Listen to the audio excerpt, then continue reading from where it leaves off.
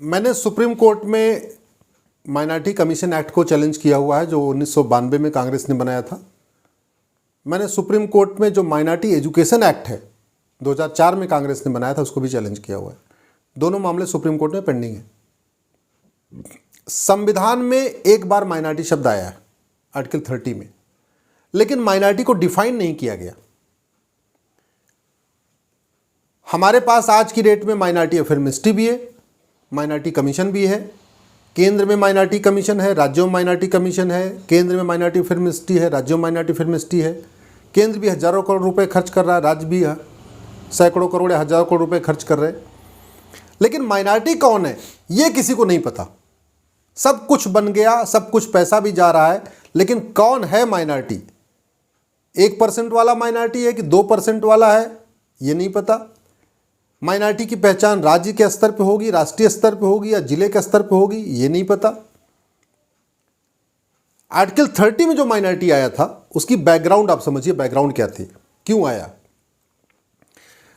देश का बंटवारा धर्म के आधार पे हुआ, मुस्लिम चले गए पाकिस्तान, वहां बड़ी मारकाट मची हुई थी। भारत में बहुत गुस्सा था क्योंकि हिंदुओं को मारा जा रहा था, वहां से मार मार के ट्रेनों में भर भर के भेजा जा रहा था।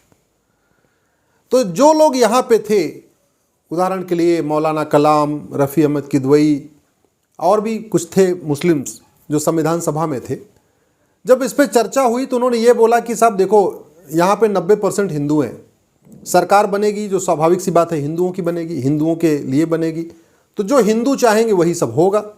लोगों में गुस्सा है, हम लोग यहाँ रुकना चाहते हैं, हम पाकिस्तान नहीं जाना चाहते हैं, लेकिन कल को ऐसा ना हो कि हमें अपना कुरान पढ़ने से मना कर दिया जाए, हमें अपनी बाइबल पढ़ने से मना कर दिया जाए, हमें अपना रीति रिवाज मनाने से मना कर दिया जाए, हमें अपनी जो हमारी प्रथाएं हैं उसको फॉलो करने से मना कर दिया जाए। तो इसलिए एक हमारे कॉन्स्टिट्यूशन में प्रोविज़न आया, आर्टिकल 25 में कहा गया कि नहीं आप लोग अपने अपने धर्म का पालन कर सकते हैं। आर्टिकल 26 में कहा गया कि सबको अपने धार्मिक अधिकार है, यानी आप अपने मस्जिद में नमाज भी पढ़ सकते हैं, अपने चर्च में जाके अपना प्रेयर भी कर सकते हैं। आर्टिकल फिर 29 में आया कि भाई सबको, किसी के साथ कोई भेदभाव नहीं होगा, माइनॉरिटी मेजॉरिटी के आधार पर कोई भेदभाव नहीं होगा। और आर्टिकल 30 में कहा गया कि जो भारत की माइनॉरिटी है उसको अपने स्कूल खोलने का राइट है। लेकिन अब अच्छी तरीके समझिए, माइनॉरिटी कौन होगा उस समय भी डिफाइन नहीं किया गया। बाद में इसमें सुप्रीम कोर्ट का जजमेंट आया एक 2002 में, टीएमए पाई केस उसको कहते हैं। उस टीएमए पाई केस में 11 जजों की बेंच की, सुप्रीम कोर्ट की 11 जजों की बेंच ने यह कहा कि राष्ट्रीय स्तर पे तो कोई माइनॉरिटी होगा ही नहीं, माइनॉरिटी जो है वो राज्य के स्तर पे होगा, राष्ट्रीय स्तर पे नहीं होगा। और सुप्रीम कोर्ट का यह कहना था कि चूंकि हमारे जो राज्य बने हैं ये भाषा के आधार पे बने हैं, जहां लोग मराठी बोलने वाले थे वो महाराष्ट्र बन गया, जहां गुजराती वाले बोलने वाले थे गुजरात बन गया, जहां बंगाली बोलने वाले थे वो बंगाल बन गया, असम जो असमी बोलते थे वहाँ असम बन गया। तो जितने राज्यों का निर्माण हुआ है वो भाषा के आधार पे हुआ है।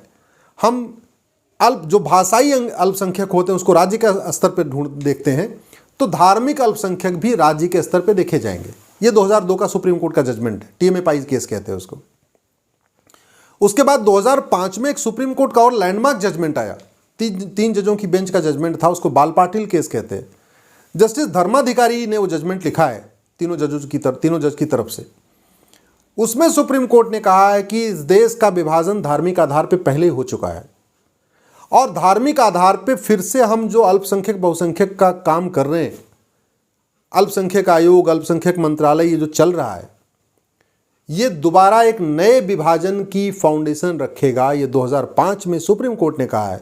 इसलिए सुप्रीम कोर्ट ने कहा था जितने जल्दी हो सके अल्पसंख्यक बहुसंख्यक का जो खेल है, ये अल्पसंख्यक बहुसंख्यक का बंटवारा ये बंद होना चाहिए। लेकिन सुप्रीम कोर्ट ने भी माइनॉरिटी में की कोई परिभाषा आज तक सुप्रीम कोर्ट ने भी नहीं दिया, पार्लियामेंट ने भी नहीं दिया।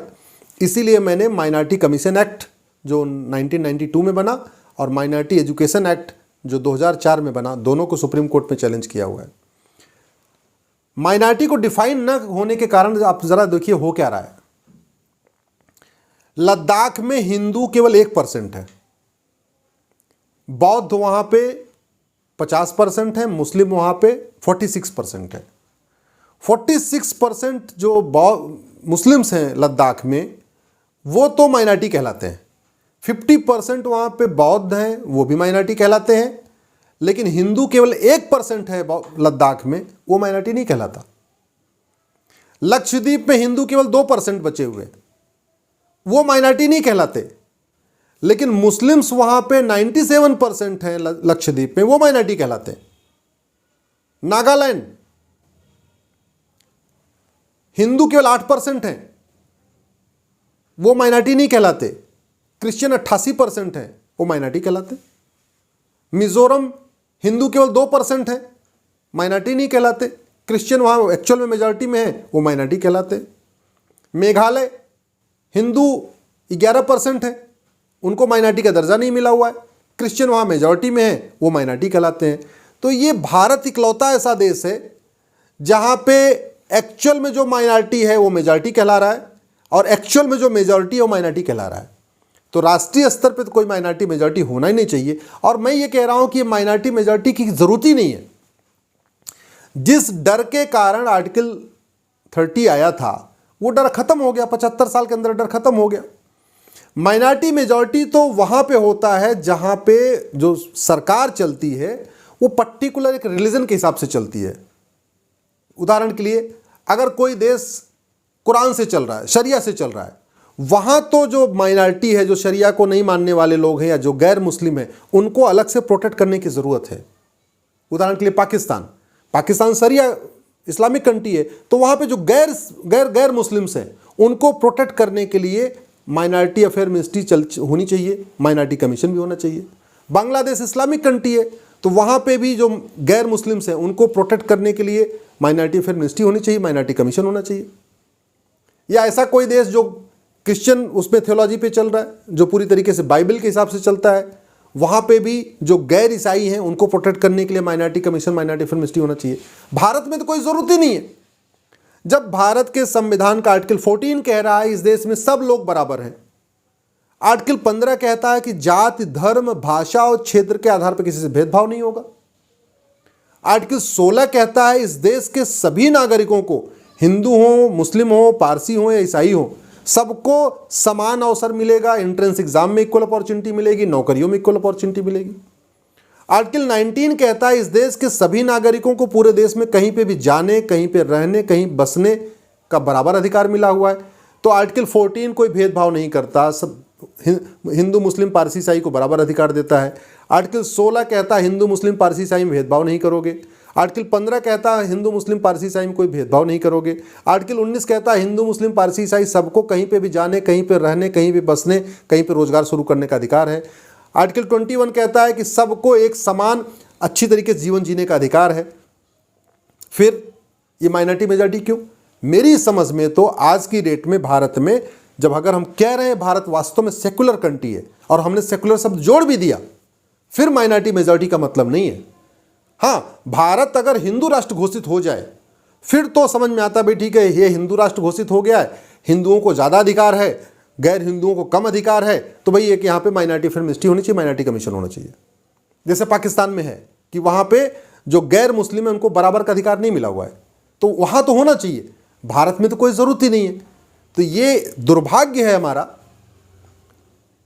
पूरी दुनिया में जो मेजॉरिटी होती है वो कहती है कि भाई हमको ज़्यादा अधिकार दे दो, माइनॉरिटी को कम दे दो।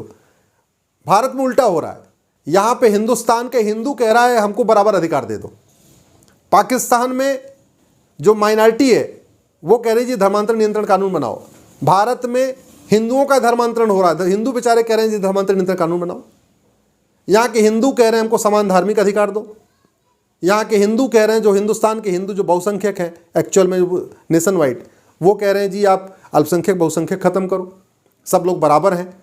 तो सबको बराबरी मिली हुई है, इसके बावजूद ये आर्टिकल जो 30 चल रहा है, मुझे लगता है आज 21वीं सदी में इसकी कोई ज़रूरत नहीं है। और वास्तव में ये आर्टिकल जो माइनॉरिटी मेजॉरिटी का कॉन्सेप्ट चल रहा है, अगले विभाजन की नींव यही रख रहा है। अगर हमने इसको ख़त्म नहीं किया और हमने आर्टिकल 14-15 के स्पिरिट में समान शिक्षा लागू नहीं किया, समान नागरिक संहिता लागू नहीं किया, आर्टिकल 25 के स्पिरिट में धर्मांतरण नियंत्रण कानून नहीं बनाया। संविधान कहता जनसंख्या नियंत्रण कानून बनाओ, शेड्यूल 7 में लिखा हुआ है।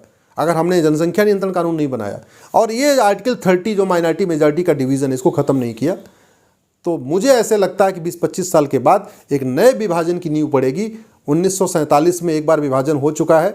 हमने अगर ये जो चल रही है गलत चीज़ें, इनको ठीक नहीं किया, ये माइनॉरिटी मेजॉरिटी का खेल बंद नहीं किया, समान शिक्षा समान नागरिक संहिता लागू नहीं किया, तो 2047 में एक नए विभाजन की तरफ हम चले जाएंगे। इसलिए ज़रूरत है जितने जल्दी सब हो, अल्पसंख्यक बहुसंख्यक का खेल बंद हो, माइनॉरिटी फिल्म इंस्टीट्यूट बंद हो, माइनॉरिटी कमीशन बंद हो। ह्यूमन राइट, हमारे पास नेशनल ह्यूमन राइट कमीशन है, वो सबका ह्यूमन राइट देखेगा, माइनॉरिटी के भी ह्यूमन राइट को देखेगा, मेजॉरिटी के भी ह्यूमन राइट को देखेगा। वो माइनॉरिटी मेजॉरिटी करने की कोई ज़रूरत ही नहीं है।